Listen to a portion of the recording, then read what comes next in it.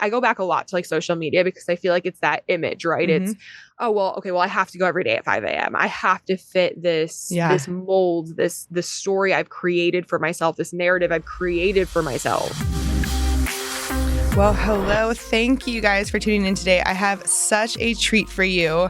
My literal soul sister, Nicky Swierszcz, is here. She is not just a SoulCycle extraordinaire. She's also a clinical nutritionist. And we are here to talk about all things body image, culture, diet, everything. So Nicky, thank you so much for being here. Oh, I'm so excited to be here. I'm so excited just to like get to talk to you and to have everyone listen in on this talk. Yeah, me too. And it's so funny because we have our SoulCycle in common and everything. And I always see you have your own podcast, which I definitely want to talk about, but you always do the videos on all this toxic diet culture stuff. And I've been like, trying to hunt you down, being like, you got to get on my podcast. So I'm so glad that we are here. So tell us a little bit about your podcast first. Yeah. So my podcast, it's funny. It was like a long journey to get there. And it's kind of where the name came from, but it's called Never on Time, about how a journey is it's never this like black and white story, right? Mm-hmm. It's not one foot in front of the other to get to this like set out journey. It's different than that. And so on it, I really talk about kind of my process of going from a 9-to-5 into fitness, into, starting my own clinical practice, and then also just life in general, different mental health stuff, fitness stuff, nutrition stuff. I try to kind of cover everything I'm feeling and going through, because usually when we are, and I mean, this from class too, like when we say something that we need to hear, 9 times out of 10, most people in the room also need to hear it. Yeah, right. And in the soulful part of it or your motivational messaging, people are like, oh man, I felt like you were just talking right to me. And I'm like, girl, I was telling myself that the whole day, so. Every time it's like you say what you need to hear, and it just happens to usually resonate with other people because it's part of the human experience. Yeah, no, that's it. Exactly. And, whether, you're a SoulCycle instructor or you have a podcast, or if you're listening to, all of these people who you idolize and listen to, and they give you advice and add value to your life. I mean, I listen to so many different podcasts and books. You realize everyone's just a human and dealing with the same things, the same issues. That's exactly it. Yeah. It's part of the human experience. No matter how many times we feel like a situation's so isolated, there's someone out there who has at least maybe not been in the exact same shoes, but has felt something similar. Yeah, exactly. So let's back it up then, and let's talk about your transition from your 9-to-5 to fitness to now your own nutrition business. It's very similar, I feel like, to my story. So walk me through, what did you do for your 9-to-5? How did you get into fitness anyway? Yeah, so my entire background basically is very much so within nutrition. It's my undergrad. And so when I got out of school, in college, let me back it up a little bit further than that. In college, when I was in school for nutrition and dietetics, I found this thing called FlexPass. And so I went to Rutgers, and basically what it was, you paid like $60 and you could take any fitness classes you wanted throughout the entire semester. Wow. So it was awesome. Yeah. $60. Right. That's a steal. A while ago, I will say, but no, absolutely. And so when I graduated, it was this like, okay, well, how do I keep up with at least some of that while I'm also, now working a 9-to-5. And at the time I was working, I'm in product development. And so within like a food company. And so I just started, riding at SoulCycle and doing all different types of workout classes. And little by little, I was like, oh, okay, cool. Like, how can I make this even more? I ended up moving. We're starting to work in pharma. So very, very different. It was way more sedentary than I had expected. So it was just a lot of seated time. Yeah. And so I ended up going for my yoga teacher training first. Got that, started teaching yoga, then got into teaching cycling and boxing, personal training, kind of all that realm while doing my 9-to-5. Yeah, that's a lot. Absolutely. It was like, that was like the fun stuff, outside of the 9-to-5 that just kind of was there to pay the bills. And then eventually I still had a corporate job when I started at SoulCycle. So went through training, all of that with my 9-to-5, was just kind of teaching around it. And they were I worked global. Yeah. So a lot of the time it was kind of like, okay, well, I'd be on calls at 3 a.m, but then I could go teach at 6 a.m. Yeah. And if you're not familiar with how SoulCycle does their training so where were you before? I was before. So I'm from Jersey. Okay. Was in Virginia. Did training in New York. Did training in New York. Yeah. So you literally have to move and pick up your whole life, move to New York for months. And you are training, like you're waking up at like 6 a.m., taking 2 classes, and you're training all day, and then you're taking classes at night, and then you're doing this homework and this. It's crazy. So I was unemployed actually because I had quit my previous cycle job prior to going into my training. So that was already a lot for me, and I didn't have a full-time job. So I don't know how you did that. Like, you're amazing. It was definitely a lot, but it's one of those, I think, too, like, for me, a big part of it was, this is what's going to legitimize me within this industry. Like, SoulCycle is a household name. Yeah. And so it was going from, I worked at this little boutique studio in the middle of a town most people haven't heard of, into, something that I can actually make a difference on a bigger scale and legitimize myself within the industry. And that was kind of like the goal pushing forward. Yeah, it's a huge accomplishment. And, even though I don't do it full time anymore, I'm just 3 times a week now, and I have my own business. And tell me if you feel the same way. Sometimes I have to remind myself how proud I am of being at that level, where it's like, no, this is a really big deal. This is the top cycling company, at least in the country. There's a couple, global locations, but I'm like, no, this is really awesome. Pep yourself up all the time. Yeah, all the time. Because it's, someone once said this to me, and it's always stuck with me. But it's so easy to lose the forest in the trees when you're doing it day in and day out, and you're just kind of in it. Sometimes you forget, like, what's the big picture? Yeah, that's right. I get to walk into a room and inspire people. Yeah, it's to ride bikes that go, like, we all joke, nowhere but everywhere. Yeah. Right, and get to like do that as a job. Yes, I agree, and it's taking that time and just acknowledging that versus, because especially if you're doing so many different things, your mind's like in the future. And, when something pops up on like a time hop thing, or somebody sends an old picture from training, I'm like, oh my gosh, I was so excited and so nervous getting that call. Like, are they going to take me or not? Am I going to pass this audition?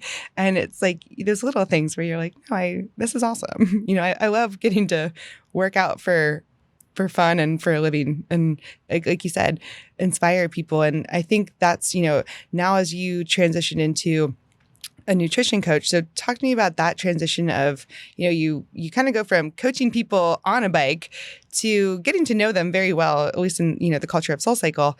And now you're still coaching people, but it's in a different realm and it's your own thing. Oh, absolutely. So for me, so my background I mentioned was in nutrition. And so when the world shut down, I had 1,000,001 different certifications, and I kept saying I'd go back to school. And I was like, no, it's just not time. It's not, like, I kept making those excuses that you make. Yeah. And finally, when everything shut down, I was like, am I really going to pay another however much to get a pay-as-you-go cert? Or am I actually going to sit down, get my master's, get my, sit for my boards and do all of that? And so I did. Good for you. Good job. I just want to just pause and say, there's some people who took COVID and, recycling bin full of wine bottles. And I'm sure we all had that phase. I know I did. But you really did something for yourself during that time. And you didn't let the world pausing.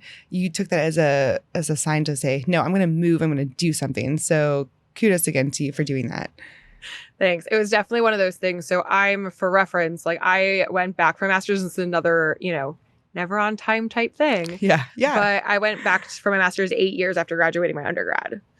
So, like, that's the other thing too, where it's also, it's that scary thought of, okay, well, yeah, I'm going to go back for my master's now. Yeah. Like, I don't even remember how to study. That's exactly it. Like, the whole first semester, I was like, how do I do this? Like, How does this work? On top of like working, because at that point in time, you were in Texas. And Texas, we only closed our studios down for a couple months. And then, in Houston, we had like a hot second of teaching in masks, but y'all did that for a long time in Austin. Yeah. So that was like the funny thing, like, looking back and like even having this conversation, it feels as though we were shut down for so long. But when you think about it, we were, the first group of studios to reopen. So we reopened in June of 2020. So we were only closed for 3 months, essentially.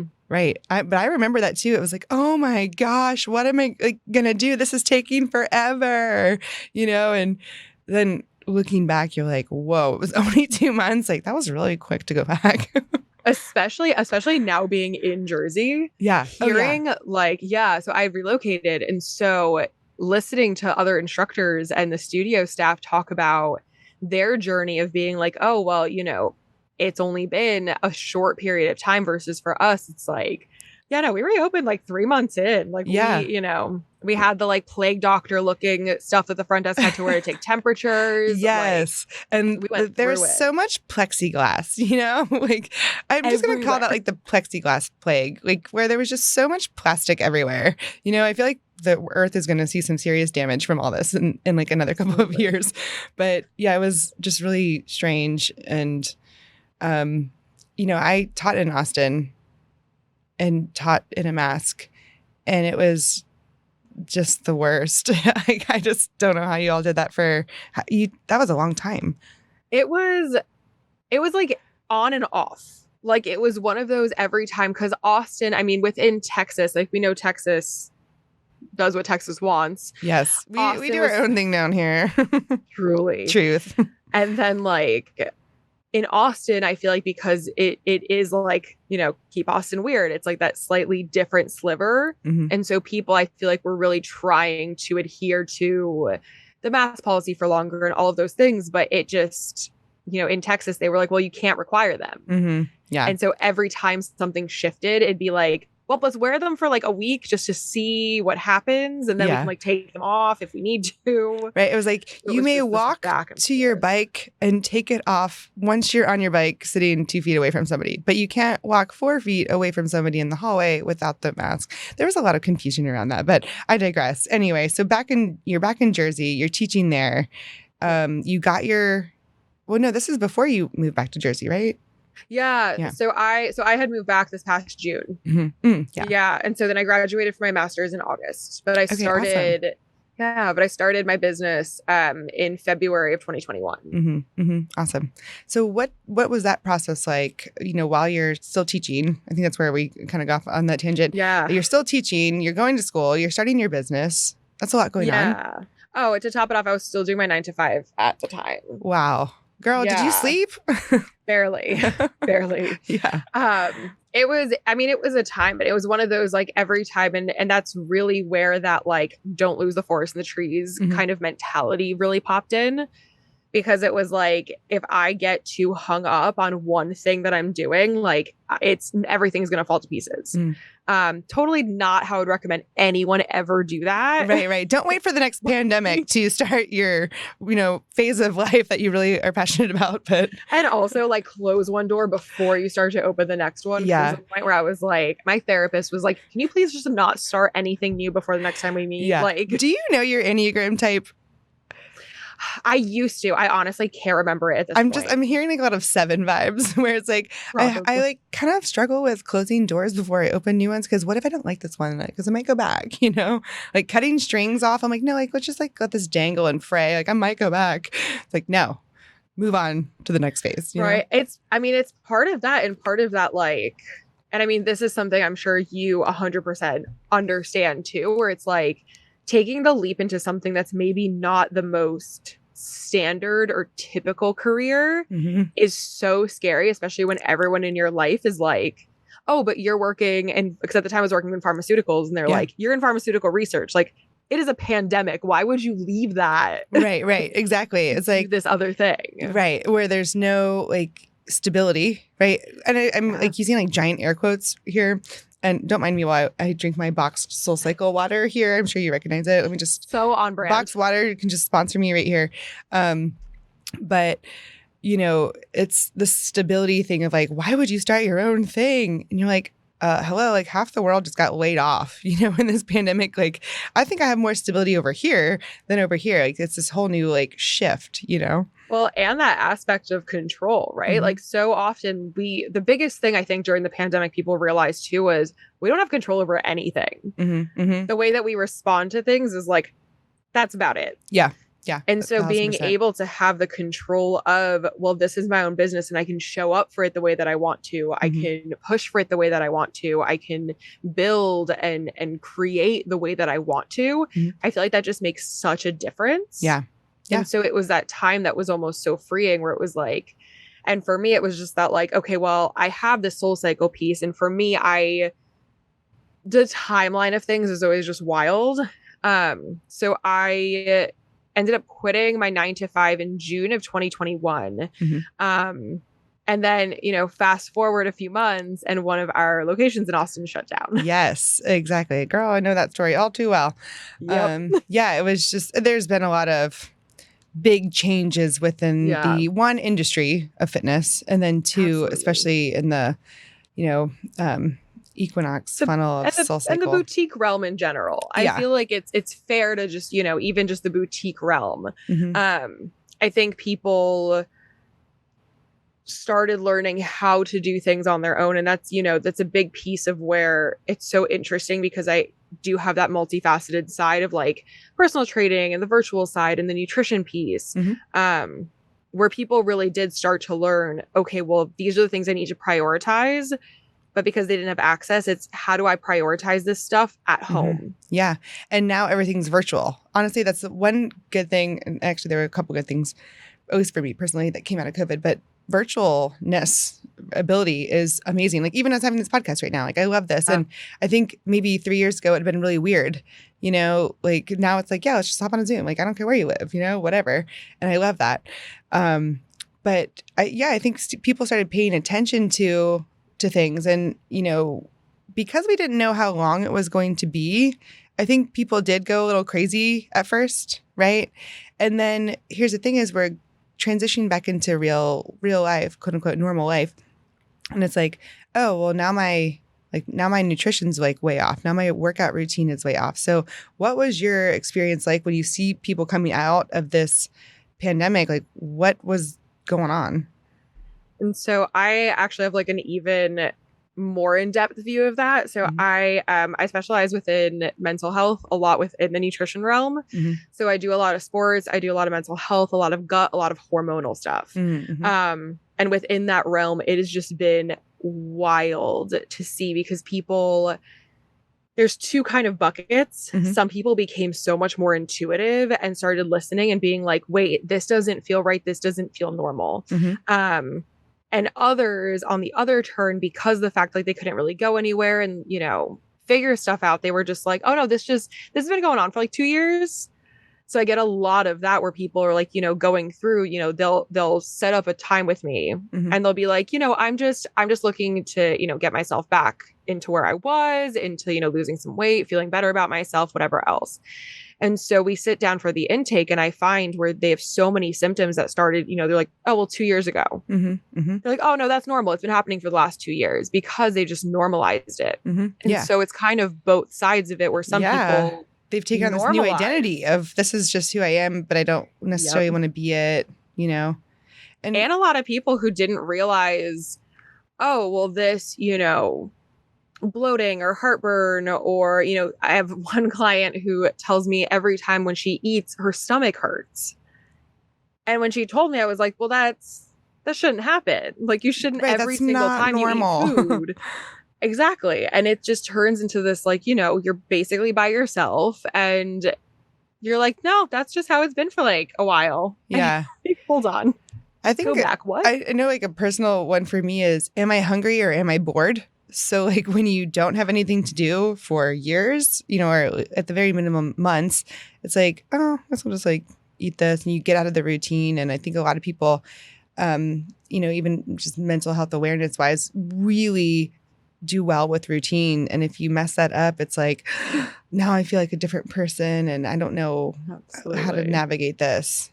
So having a coach and someone to help them is imperative, Yeah. And that's another thing too. What's also been interesting is the fact that like, especially my more intuitive clients, it's almost like they picked up other hunger and fullness cues, but then proceeded to get too intuitive into it, where it's like, then they're almost listening too much. And so anytime something even small happens, it's like, wait, hold on, this is off. This is weird. And it's like, you have gas. Like, you're Yeah. fine. Right. Everybody does that. Yeah. And so it's just this This is really normal. interesting realm to kind of try to navigate, especially like you said, right? The whole virtual world where it's not, hey, come to my office, once a week, once every 2 weeks. Yeah. It's, hey, we're virtual. You have an issue, shoot me a message through my medical record system. Mhm. And we'll talk about it when I see you. So it's just, we're so in touch all the time. Yeah. Yeah.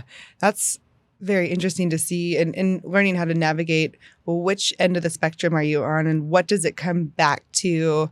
And, it does come, I think a lot of it is just mental, right? And that relays, into the physical, of course. And I know even on the life coaching side of things, we're in front of people who, one, prioritize personal development, prioritize health and fitness, right? And they're dedicated to it, right? Because you're paying a premium for a class even, or a class pack, and you want to be there, and right? And they show up and they're loyal and they show up. But then you start to hear things where people are like, well, you said this in class and that kind of resonated with me. So, let's venture into, a life coaching relationship. And I see a lot of clients that way, but I know you have had a similar experience even with hearing clients say things because, hey, it's the fitness, people care. So talk to me about that experience of what you kept hearing with riders even. Yeah, and no, absolutely same type of experience because, especially more so I'd say, even though I even heard something today, funny enough, I went to take yoga after I taught. And after class, I overheard, so it's a hot studio. Mm-hmm. Afterwards, I heard 2 members talking, and they were like, oh yeah, going to college weekend, like parents weekend or whatever at my kid's school, like have to sit in the room all week to be able to like sweat it all out. And I was like, yeah, like automatically for me. But it's in Texas, especially, we were closed for 3 months. It's hot most of the time there, minus, our snowpocalypse. Right. It's either 90 degrees in February or you get a blizzard. Yeah. With like blizzard no power for days. Blizzard meaning like 3 inches, but we don't know what to do with it. That's exactly no power, it. No toilets, and no power. I can't talk about it. It's too soon. Truly, way too soon. Way too soon. There was some situations that I can't ever forget. So anyway. Absolutely. But right. It's like we digress. Yeah. Let's not go into that one too far, but but that's, and that's part of it because we reopened so quickly. And it is a very, there's not necessarily that like bundle weather where people will put on all these like baggy big sweatshirts and stuff. Mm-hmm. Very quickly it was, pandemic weight and all of that. And, the sourdough era where all people ate was bread. Mm-hmm, mm-hmm. And then all of these previous diet culture things that we've heard, most of our lives start to come up. So a big thing. I'm going to just dial it back just for a second. Yeah. When you talk about diet culture, what does that mean? Like expand on that, if you don't mind me interrupting. Diet culture very much so is that culture that's been created around dieting and weight loss and all of that. And so one of the big things I talk a lot about is the fact that the weight loss industry and the diet industry in general are worth $78 billion. Right. And so that's all the supplements, the detox teas, the MyFitnessPal apps, the, smartwatches that get to close all the rings. Yes, I know that can get very addictive. And that's, that's a part of it. It's that whole culture that's around it. It's the, 1,200 calories, the carbs and sugars are the devil, and all of these things that were created, based on companies that had a lot of money and were able to pay to get recommendations written the way they wanted. And an agenda for people. Exactly. Did you ever read the book, The Grain Brain? No. It's an older book. I found it good. I don't know if it is. Now I'm like, I don't know. But it just talks about how wheat attacks the body and things like that. This was years ago and kind of not the first in its time, but before I think a lot of gluten-free products were even like available, which I'm sure we could probably talk all about that, like how there's a lot of things in that too. But, it talked about, I think it was in the 90s, they had this anti-fat, low-fat diet, I guess diet culture agenda pushed. And so low fat meant high carb. and people started eating carbs more and like the breads and the grains and all that versus the low fat because they were scared of like low fat, low fat, low fat. You know, you can't have any fat, but then your brain needs actual fat and glucose. So there was actually a lot of relation between a low fat diet, high carb to dementia, Alzheimer's, you know, some brain, I guess the word is diseases because you're not feeding your brain, you know, these like low fat, low fat, low fat. And I just thought that is so interesting because now you see the effects of it, but not until later, right? So these things that this diet culture of now, like we're not going to see these effects until much later. And that's one of the fascinating things. I mean, so one of the interesting things that I share a lot of the time with clients. So one of the things I do is blood work as well. Mm-hmm. And so when I work with a client and, you know, we're talking about blood work and going through, they're like, oh, well, none of this was flagged. And I'm like, yeah. So to get your MD, it is 20 credits of like, or like 20 hours of nutrition counseling. And like, that's it. Because that's not a priority. It's, you know, not their focus. Exactly. Which completely makes sense. Yeah. Unless you want to specialize. Yeah. Exactly. And I feel like a lot of doctors are now getting a little bit more open into being like, cool, like let's work with a nutritionist, to be able to check the, like, you know, what's going on with all this whole other realm of what's going on with your body. Mm-hmm. But for so long, that wasn't necessarily the case. Cause, you know, again, the agenda. Right. It's what can we put you on? What works? I mean, now the biggest thing is hormones, right? Yeah. Women who were put on birth control for 1,000,001 reasons where they're finding, okay, well, not only was it harmful in the long run, it actually just masked symptoms and made them worse. Mm-hmm. And now we're seeing way more, you know, endo and PCOS and all these other things and, you know, infertility that could have just been if someone looked at it a little bit differently, but, you know. Yeah. Can go on forever. Yeah, it's like you just don't know it. And this blanket statement of everybody should do low fat, high carb, everybody should do this hormone, everybody should do whatever the trend is for the culture, right? It's like, how is it going to be this one size fits all thing, you know? Like, well, so one of the things, like, so when it comes to the recommendations and like the agenda, one book that I always recommend, it's called Food Politics. It's a more difficult read, but it's a great, like, if you just kind of like listen through it. Yeah. But it's by Marion Nestle. It basically, so she was there when a lot of the recommendations were being created, and she talks about how it was the companies who had the money to be like, hey, well, don't word it this way, or we need to do this. And like, yeah, so studies show this is bad, but like they're giving us a lot of money. So like, we can't write that. Right. And so that then turns into, you know, this snowball effect of, okay, well, low fat, high carbs, because the grain industry was giving a ton of money. Right. But it's when you look at it. So like one of my favorite ones to talk about, and it's one of the more controversial ones, but keto. Yeah. It was literally created to help kids with epilepsy. I think I do remember hearing that somewhere, reading that. Yeah.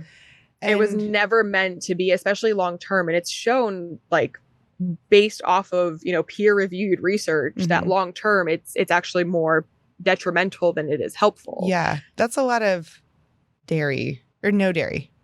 It's low carb, high everything else. Those are the people who put like bacon and cheese. It's that concept of, oh, let me put butter in my coffee, but I can't eat cheese with like something else. Yeah. Or like no bread. It's like a Big Mac without the bread, right?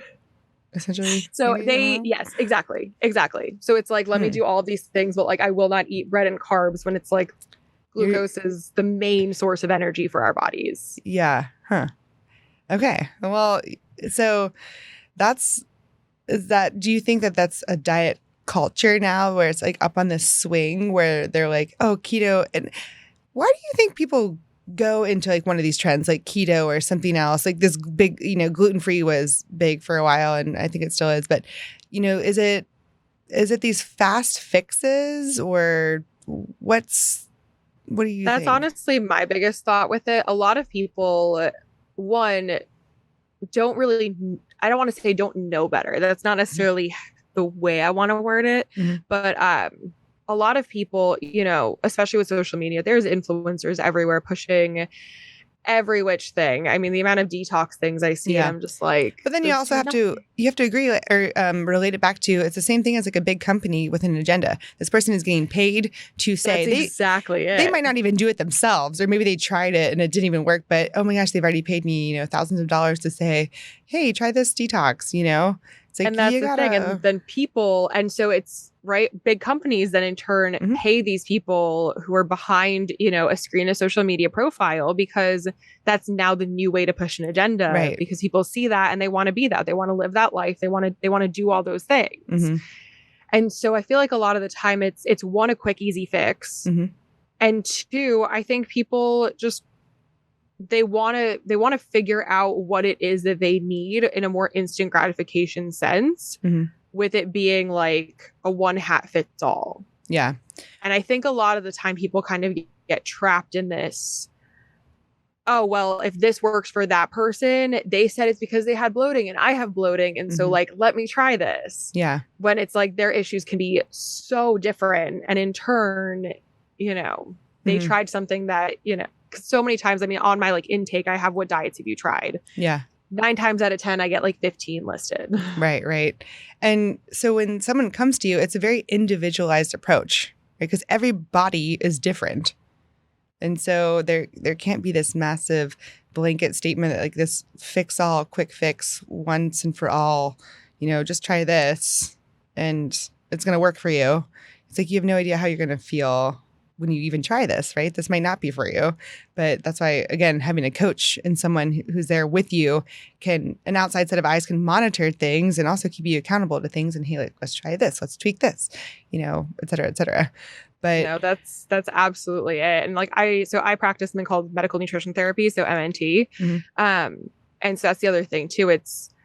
It's always funny when I have someone who's like very, very stuck within the diet culture mindset. And, we talk about how many calories their bodies actually need and all this stuff. And I go through like education on why.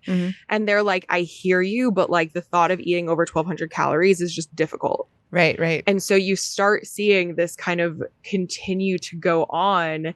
And it's that constant reminder. It's having someone to sit there and to give you an actual reason why. And then it's always great when I can show blood work and go, this is why we're doing this. Right. Like these numbers, like that's why you feel this way. Let's fix that. And then follow up and see the result see what happens. Your body is healing from the inside out because of these choices that you're making, not because, you can't eat 1,200 calories. I think there are a lot of those people, and you're the expert in this, but who want to feel better, right? Especially after the pandemic, they're like, okay, I got to do something, right?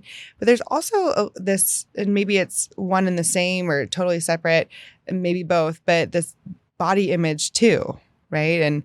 And so you have people who, do they come to you and just say, I just want to look better? Like it's where it's not about feeling better. It's just, I have these ideas in my head of what I should look like. Like, talk to me about that. There's a lot of that, especially within that mental health realm, because a lot of the time, I mean, that's the other thing with social media, right? At the end of the day, you see these pictures and people, there are some people who are now starting to shift away from that and starting to post, hey, this is like what it really looks like, or here's me posing and here's me not posing. And I love this movement. I absolutely love it. Because even in fitness, as an instructor, I've always been like a curvy kind of person. And I've never been, I grew up in like the 90s where it was like Kate Moss and like these like stick thin models. And so I don't know if it was like imprinted in my mind because that was like my time of like teenage, awakening into like sexual awakening and, self-awakening of like, this is what I think I should look like, and then I developed and didn't have that body type. Right. And so I would always feel inferior for years in fitness. I've been in fitness for about 10 years of like, I don't have the right body type for this. No one's going to take me seriously. And like, you are just literally compared to everybody else physically in the public eye constantly, like, I don't know what your journey has been like, but it was in the beginning very stressful, Not so much, I have like the exact same. I also grew up in the 90s. And so, it was, I remember everyone was joking with that TikTok when people were like talking about how low-rise jeans are coming back. Oh God, no. And all the millennials were like, oh no, please no, please no, please no. No. And that's, and that's part of it. So one of the things too, it's like, as kids, when we grow up, so often we're never taught about food. We're taught about, a million and one other things. We're taught about very basic blanket principles that half the time are honestly usually not right. It's one of my colleagues recently, her kid came home and they had brought the PowerPoint home of the nutrition lecture they did. And she was like, this is so problematic. Like, it was a whole conversation. But so that's all we're taught. Yeah. Right. Otherwise, we pick up habits that we see our parents doing, that we see the people around us doing. And the culture diet that our parents grew up with and then instilled in us. My mom always cared about her weight. Always. And when our parents, because since we're around the same age, I'm assuming our parents are at least, close to that same realm. It was, Atkins diet. It was the cabbage diet. Yeah. It was, there's always SLIMFAST. My mom had that every day. Everywhere. Yeah. SLIMFAST all the time.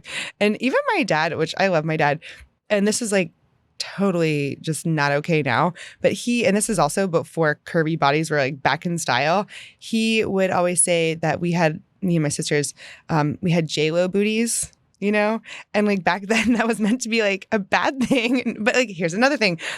Trends change and now a big booty is in, right? But back then it was like, girl, put the ice cream down. You got a J-Lo booty. I'd be like, what? My mom's over there like with her SLIMFAST, like, And that's right. Like, that's what we grow up in. And then it's like, you wonder why, automatically it's that narrative. This is one of the ones that drive me crazy too, that I hear writers say, but that narrative of, oh, well, I went out last night. I had an ice cream. I had whatever. So I have to double today.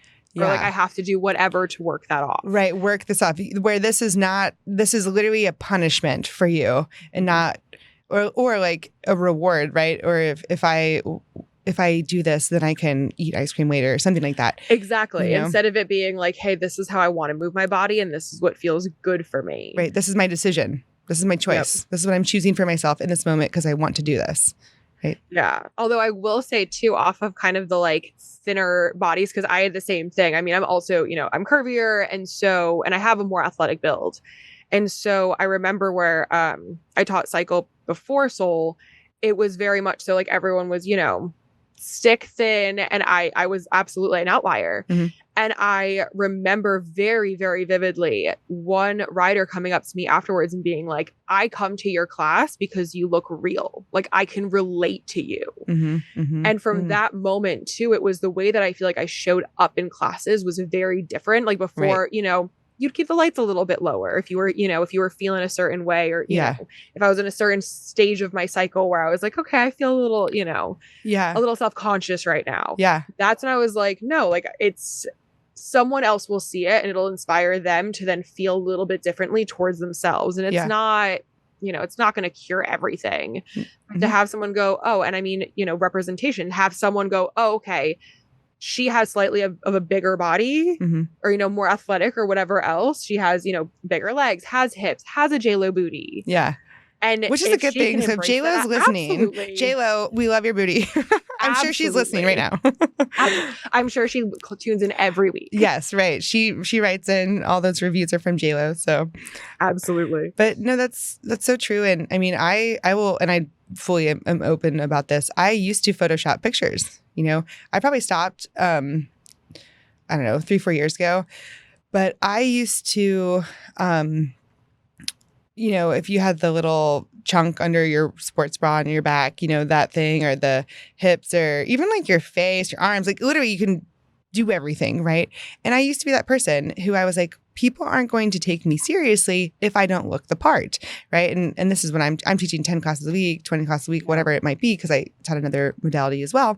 But it's like, people aren't going to take me seriously if I don't look a certain way. And I would be like, well, I don't actually look like this. This is just the angle, or this is just bad, and you say all these things in your head, like where you justify it, like, well, no, like people know what I actually look like. So let me just like take off this little like muffin top or whatever. And really it's like, dude, you look like how you look like, right? And, until you accept it and then embrace it, I made this pact with myself and anybody, I said, don't Photoshop my pictures. I'm not going to Photoshop them because I want to show that it's real. And it's not to say that I don't feel insecure about it. It's posting it anyway, even though you do feel insecure about it. And, I'll go on vacation, and again, this is really funny because like literally my body swells up. I don't know, like if like you're so used to sweating so much that like when I go on vacation, I actually don't work out.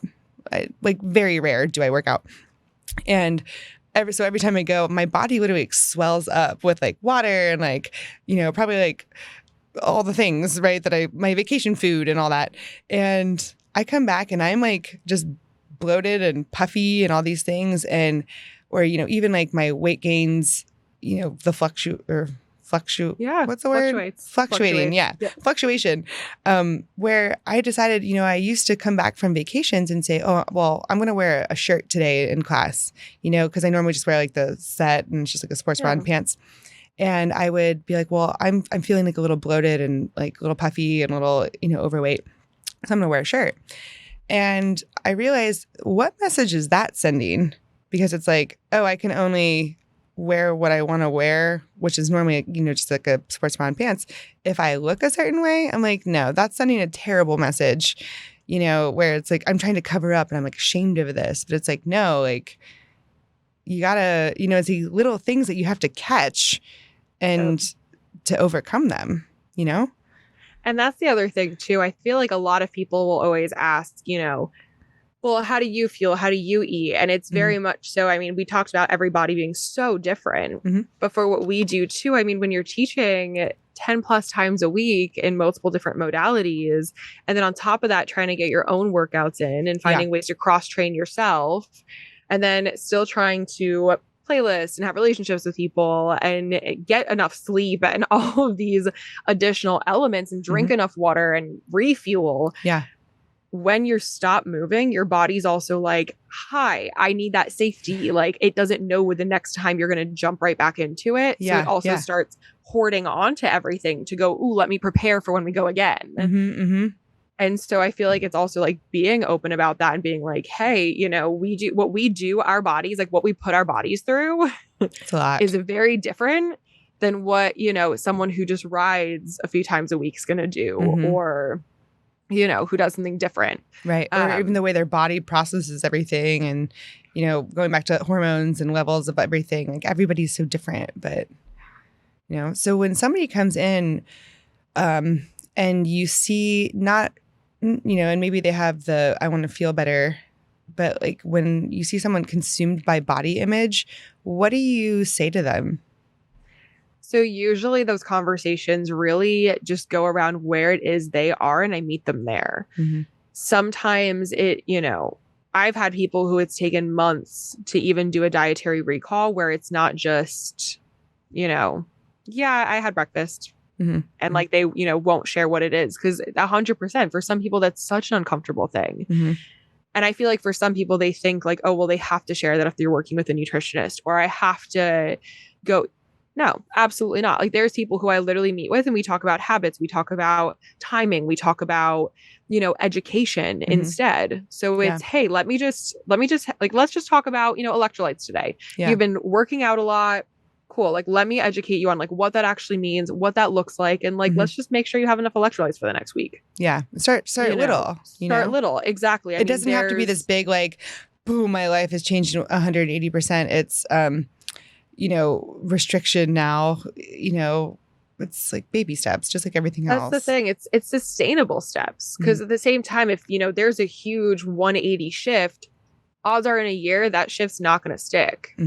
You're just going to fall back to the same patterns. And so there's this, it's called the Lee Sater's pyramid or food hierarchy of needs. The whole bottom, like so many times people think like, oh, well, no, I have to eat healthy foods. And it's like, well, no, it's the top of the pyramid. The bottom's just fueling yourself. Like it is quite literally meeting like basic needs. Yeah. Right. And so a lot of the time it's teaching that. Exactly. It's like teaching the like, no, well, every meal doesn't have to be avocado on gluten-free toast with like, microgreens on them. Like, cool. If that's what you enjoy and it actually fuels you and you feel good, solid, cool. Absolutely. Yeah. Great choice. Right. But if someone's like, hey, I have coffee for breakfast and I, don't eat then until 2 p.m. Like, all these things and then they're taking 15 classes a day. It's like, okay, well, let's just basic needs. let's dial that back. And for some people who are like, I've had people come to me who, you know, they won't eat fruit because it has sugar in it. They won't eat certain things because they just know the exact points of Weight Watchers that it was when they were on Weight Watchers as a kid. And like, those are those moments where it's like, hey, I'm going to be here for you for whatever you need. I'm going to meet you where you are, and baby steps. And I will celebrate the ever living everything out of them for every baby step that they take. Yeah, because it's scary. And even, you know, you start taking the little baby steps, and then you start getting a little bit of momentum. You know, it's that momentum that carries you. And then you can start making big strides. You can stay at that pace as long as you want. But it's just about these tiny little steps of just taking something. And maybe the first baby step is, how do I feel today? You know, how do I feel when I eat this food? You know, do I like it? Okay, start there, just with the awareness and the consciousness of it. You know, that's exactly it. It's seeing, you know, how you feel about certain things and starting to find habits and the trends and seeing that and going, okay, well, based off of these habits and trends, what can we slightly start to adjust there that's going to help feel better? And half the time, I mean, even when people come for the goal of weight loss or for, you know, body image or whatever else, they start to find they're like, oh, I'm sleeping better. I have way more energy throughout the day. I'm not crashing at 2-3 p.m. Yeah. They start seeing these additional symptoms just by taking little baby steps. And that's usually when it's that like, okay, that stage of change, right, just starts to progress, because they're like, oh, well, if I literally just change and, you know, eat something before I have coffee, or even drink a glass of water before I have coffee in the morning, and that sets my whole day up to be totally different, like, okay, cool. What else is there? Yeah. It's like, it opens up like this little wormhole of like, oh, wait, what else is in there for me? But, you know, I think a lot of people, and I said this on a while back on a podcast, but I think a lot of people think that if you go to a nutritionist, that it's going to be this big, massive change. Like, I'm not ready for that because I've got the holidays coming up and X, Y, and Z, you know, all these things of like reasons why I can't just start. Because like, I don't want to waste my time and, you know, my time with my nutritionist and what I'm investing into it if I'm not going to be all in.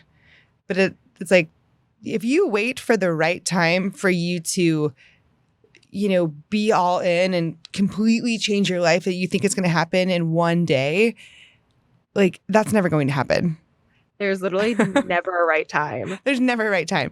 And for the people who say that, I'm always like, it actually helps to start during a more challenging period, because then you start to build the tools and you get to see what that looks like. So the next time you're on vacation, or the next time you're, you know, have family in town or have holidays or have to travel, you're like, oh, well, no, I have these tools. I've practiced this. Yep. Yeah. I've done this. I've put this in practice. And then that's where that sustainability and repetition comes from, where you're like, oh, yeah, I've totally got this. Right. Exactly. And it's like one tiny thing, like, okay, yeah, like I checked in with myself and know how I feel when I eat certain food. Okay, well, now I'm in the habit of that. Now I can add on to that. And it's little. Again, It's not going to be this quick fix. If you're looking for a quick fix of like, oh, my life has to be 180 degrees different. It's like, no, like, get a coach to just start, you know? And I work with a lot of men, but I primarily work with women. And I mean, even with men too, but I see this theme of this body image keeps coming up, and it's you know, going back to your point of it's all mental, right? This is mindset, right? And I think this is what I had said back on a couple episodes ago, but people have this thing about like, oh, I don't have any self-control. I don't have any self-control. And that's a self-limiting belief, is I don't have any self-control. But really what self-control, it's not about restriction. It's about reflection, where it's like, why are you identifying self-control as, you know, I can't say no to this cake right now, but you're also saying yes to every day at the gym at 5 a.m., even though your body might be exhausted. Like, that's not self-control. That's restriction, you know? It's really finding that balance. It's finding what feels good and what's sustainable. Because at the end of the day, I mean, you know, yeah, 5 a.m. at the gym every single day, you're then just feeding into the narrative of what you want people to see. Cause I'm sure your lifts probably aren't as strong as they could be. Mm-hmm. Your body's exhausted. Your HPA axis, which is, it's kind of like fight or flight, Mm-hmm. is all sorts of messed up because Yeah. you're not giving yourself the chance to recover and rest. Yeah. And that's the thing. It's, so many people get trapped in, and I feel like I go back a lot to like social media because I feel like it's that image, right? Mm-hmm. It's, oh, well, okay, well, I have to go every day at 5 a.m. I have to fit this mold, this story I've created for myself, this narrative I've created for myself. Mm-hmm. Mm-hmm. And so in turn, that continues to perpetuate all the additional things like, okay, well, I can't have that cake, or I can't, have the chips with the salsa, or, I have to have the burger without the bun, or whatever, the story is that you've created around it and whatever it is you've latched onto, instead of actually giving your body that chance to just be like, okay, well, how do I want to move? How do I want to feel? Mm-hmm. What else is going on? Because that same thing is what makes people usually have no idea what their hunger cues and fullness cues are, have no idea what their body actually wants and doesn't want. Yeah. If you're not taking the time. Yeah. That's interesting. Like, what are your hunger cues? And I'm like, I don't know. I need a session with you. But, yeah, it's like, you may have gone to sleep at 3:30 in the morning because, your kid was up all night, but you're like, no, I have to do this at 5 a.m. I'm exhausted. I have a full day of work and then family after that. But it's like, I will not miss out on this. And, there's something to be said about accountability and dedication. Yes. But knowing, again, reflecting, hey, what is going to be more beneficial for me today, just today? Sleeping in because my child was up all night, or going to this gym. I'm probably, going to, again, not get the maximum benefit of the gym. And then I'm going to be really tired and I'm going to be grumpy. And then I'm not going to do my best. I'm going to snap at this person, and yada, yada, yada. It's like, what is the best decision for me today? I use the example all the time of like a video game energy bar. Yeah. Yeah. Where, you're doing all these things throughout the day, and technically, with fuel, with rest, with everything else, the next day you should be pretty close to full. Mm-hmm. If you're starting at a deficit already, you're just setting yourself up for it to be a struggle of a day, mm-hmm. right? Mm-hmm. You'll get tired a lot more frequently. Realistically, you're going to crash around 2-3 p.m. Your workout's not going to be as good. Also, and this is something I used to tell my clients all the time when I trained at Equinox, like, especially my 5 a.m.ers, okay, well, you didn't get sleep. There'd be times where I'd be like, okay, cool. We're going to stretch. We're going to do mobility. We're going to do other stuff because I'm not getting you hurt. Yeah. Yeah. Because that's the thing too. You're then exhausted. Your body's exhausted. Yeah, you're going to try to lift what you normally lift or do whatever you think is going to be best for you, especially if you don't have that coach or someone watching you to make sure that you're safe. Right. You're like, I will do what I did yesterday and more. Yeah. And then next thing you know, right, your body forces you to rest. Yeah. The universe forces you to take a rest. Mm-hmm. It's like, slow down. Yep. But I think a lot of people experience guilt when they don't. And like, it's so interesting. I teach from the Enneagram perspective. So I think I see a lot of similarities in different numbers with different feelings. But, when you see someone come in with guilt about eating something that's quote unquote bad for them or skipping a workout, like, what do you normally tell them? It really depends on the person. A lot of the time it's going through that conversation of meeting them where they are and coming at them from a very empathetic standpoint, but also talking about the science and talking about why, it's okay to rest. It's okay to do these things because at the end of the day, it's going to be more beneficial. Mm-hmm. There's also this tool. It's actually a therapy tool. You might know it. It's asking how many spoons you have. No, I don't know this one. So I love this though. I like the sound of it. Keep going. So basically it's, sometimes you start a session, like some people start sessions being like, oh, what are your highs? What are your lows? Whatever else. For some people who I know have a tendency of feeling guilty or of feeling like they need to be doing more, is that conversation like, okay, well, how many spoons are in your drawer? And I have clients who are like, I have one single Nespresso spoon.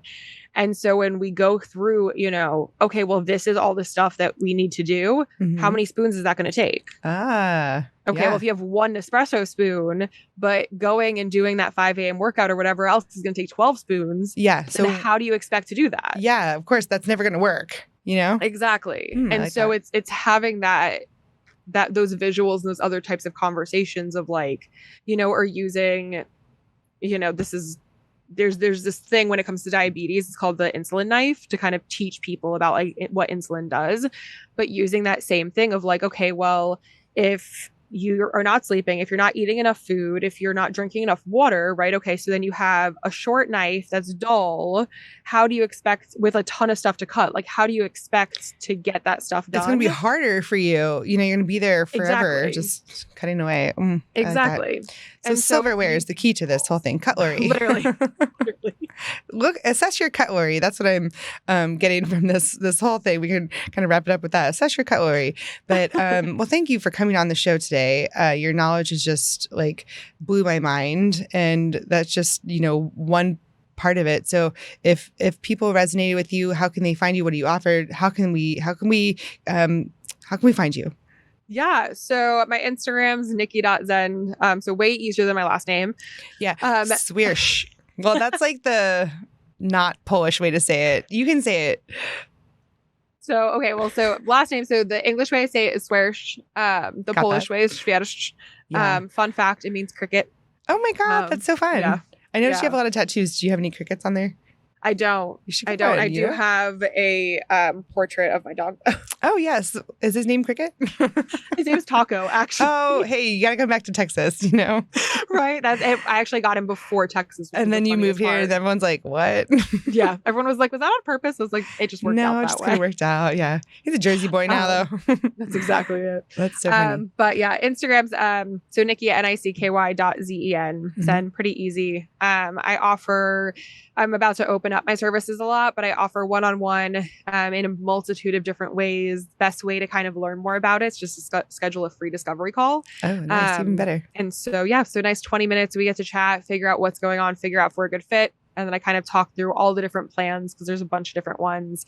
I offer workshops monthly that are just kind of like educational workshops that are slightly more general. Yeah, that's awesome. And I'm in the process of creating kind of like a group kind of self-guided program type deal. Awesome. Where it's more of the education side of it. Yeah. So then that way it is more of that kind of general broad, like here are some things to think about type deal. And then if, you want to learn what works best for you and that didn't kind of help create that with worksheets. Get that one-on-one. Then exactly. Oh, awesome. Then we can work one-on-one. Yeah. Amazing. Well, cool. Well, thank you again for being on the show. You educated me so much, and I know my listeners have truly benefited from this as well, because these are real struggles and real issues that we're overcoming. So it's nice to have a professional help us just even sort out our mind and our thoughts about it. So, definitely check out Nicky. Once again, Nicky.Zen. And I will not attempt to say your name in Polish. I just won't do that. But, she and I both, our journey is actually very similar, right? I didn't realize how similar it was, but we both believe that you can create your life, that you can create your fate. So if we could leave you with just one thing, it's this. Ready? I'm 10 out of 10 not going to remember that. Okay, let's just try it. And then if not, we'll just do it again. All right. Let's see if you remember. Do you want me to text it to you? Can you text it to me real quick? You want me to Yeah, I can. Like, actually, I have my computer out here. Wait. While she texts that to me real quick, I know, your listeners, I'm sure all absolutely incredible humans. I know you. I just want to give you a shout out for just everything you've done. It's been such an incredible process to just like have met you in Austin and to see everything you did, in Houston SoulCycle, and then to see all these incredible things you're doing. Like, well, I'm also just as grateful to be on here and talking to you. Oh, well, thank you. And again, I would love to be on your podcast one day. Absolutely. It's called Never on Time. Yes. So it's called Never on Time. Yeah, definitely check that out. Apple, Spotify, all the above. Yeah. It's a lot of me ranting about all of the things that I love that. we talked about today. I love that. And it's just stuff. It's definitely been a journey, and it's awesome just to have somebody doing the same thing. So I'm glad we can inspire each other. And I did text you. If you got, she's like, okay, I'm ready. She's literally like mouthing, like, can you text it to me? I forgot. But honestly, half the time I was like, oh my God, what was it? I should have just had you text it. I know I thought about it earlier, but it's fine. I love it. So we're ready? Well, Ready. We'll do a dramatic countdown now. If we could leave Amazing. you with just one thing, 3, 2, 1, it's this. Expect good things always. And they will happen. You nailed it, girl. Absolutely crushed it. Go Cricket, go. Well, thank you for coming on the show, and we will talk to y'all very, very soon. Thanks so much, Meg. Appreciate you. Of course. It's time for you to create your fate.